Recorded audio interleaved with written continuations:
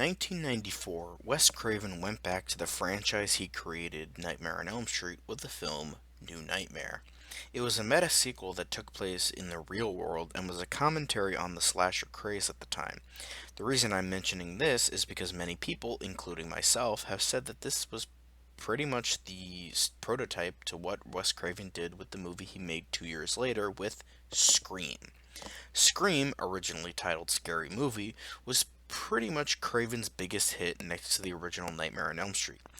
Scream became one of the biggest films of the 1990s and reinvigorated the slasher genre. It was because of this a sequel was fast tracked into production. I mean, really fast tracked. Scream 2 was released less than a year after the original film in December of 1997. I gotta say, I'm definitely in the minority when it comes to the Scream franchise.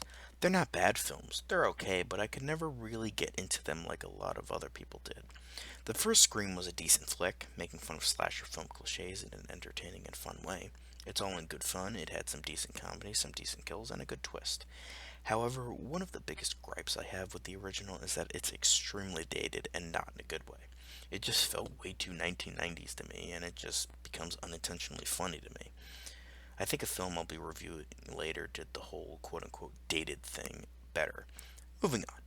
With the sequel, it's much of the same, but this time it's making fun of sequels to horror films and franchises.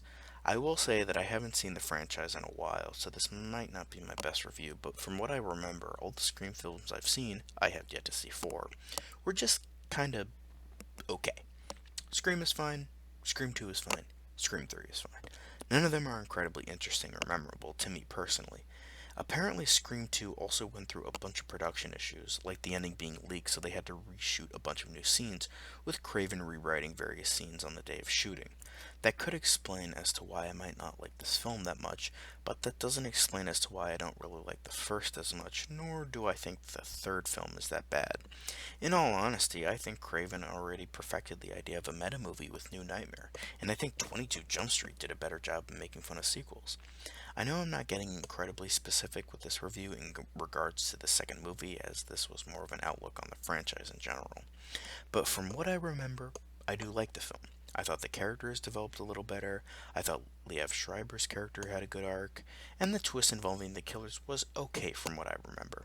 The side characters were kind of bland, and it never really goes as far as it could have in many areas. However, it's still a good movie, but this is coming from someone who was never a big fan of the franchise itself. Sorry for the disappointment.